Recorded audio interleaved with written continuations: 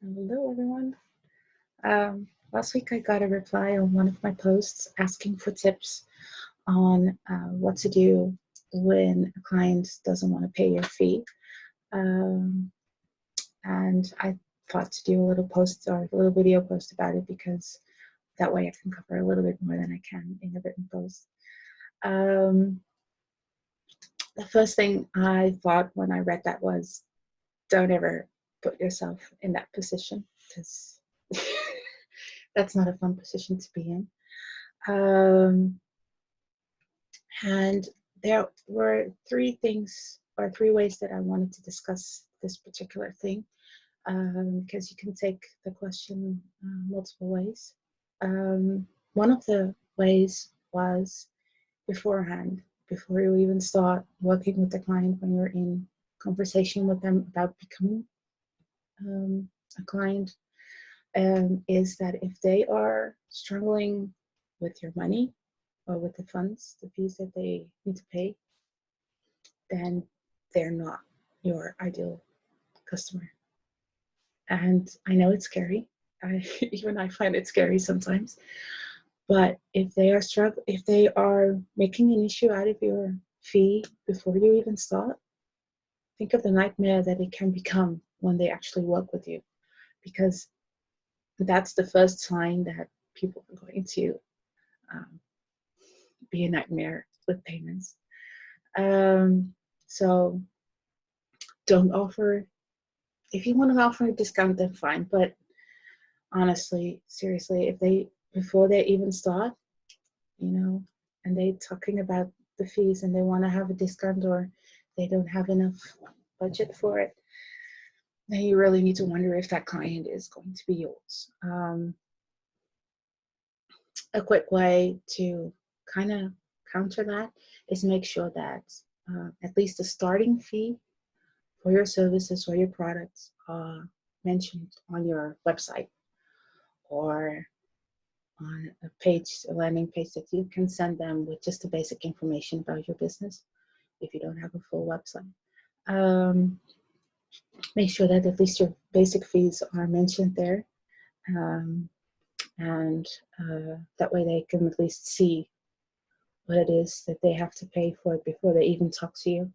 Sometimes that can already filter down any clients that you may get or any inquiries that you may get.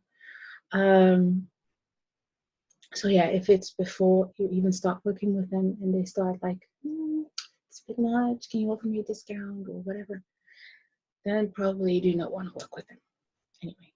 So that was the first one. The second thing is the second way I read it was if you're already having a problem with a client, you're working for them and they don't want to pay. Quite frankly, there's not that much you can do about it unless you have a real signed legal document, contract agreement, or something else, or that they have agreed to your terms and conditions in which payment details are mentioned and payment ways. If that's not in place, it can be a hard fight. And depending on the amount that's owed and what it is that you have given, which I hope you haven't,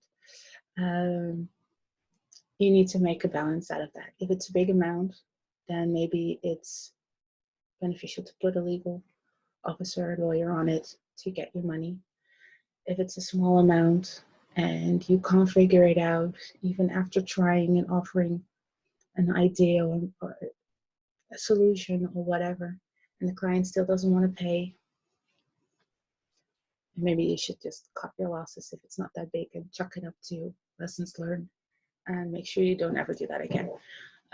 If it's a large amount, then it's a good thing to have a legal officer have a look at it because, yeah, they bought a product from you. And if they do not want to pay for it, then they are, yeah, breaking any terms that you may have had. So make sure if it's a long-term product or a service that you're providing, that you at least have a contract or an agreement or an acknowledgement of read and accepted terms of agreement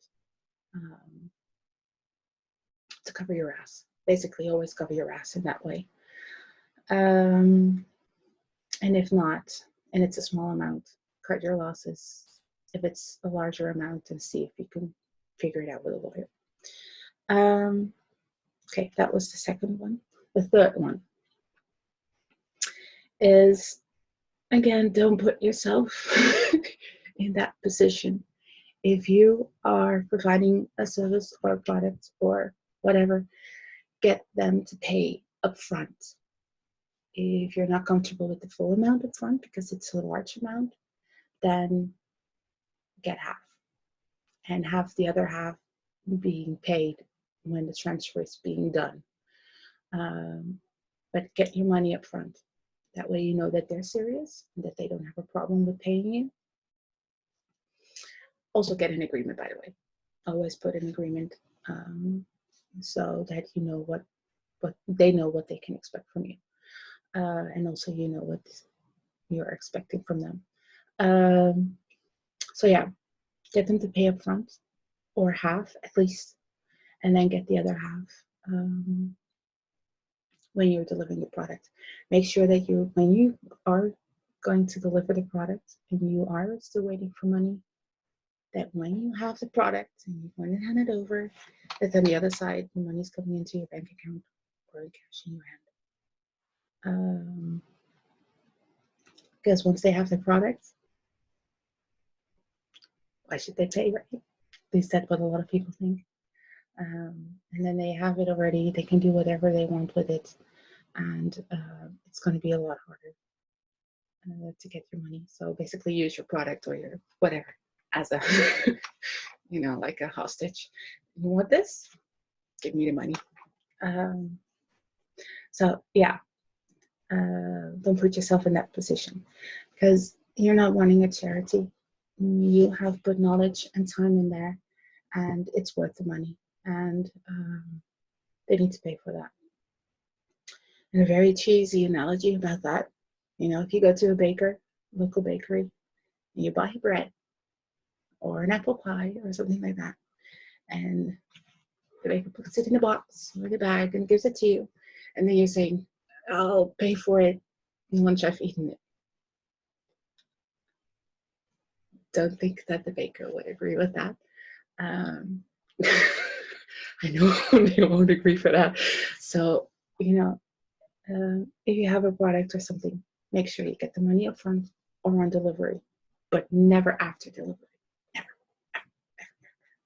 So, yeah, cover your ass, get payment up front. Don't chase your clients for payment. If there is a payment issue, try to find a middle way. Offer something, payment plan or whatever. See if you can make something out of it. Don't act emotional. Just be respectful and everything, because otherwise it's going to get an ugly mess anyway. So try to find a solution. If it's a small amount, cut your losses, chalk it up to lessons learned, and that's it. If it's a good amount and it's worth it to put in, hire a legal advisor or a lawyer or whatever, then do that. But use that as a last resort, basically. Just try to find a way to figure it out otherwise. So I hope this was informational, that it helped you in some way. And if you have any other questions that you would like me to handle or shed light on it, let me know. Send me a DM or ask it in one of my posts, or below this one. And yeah, maybe I can help you out with something. Bye.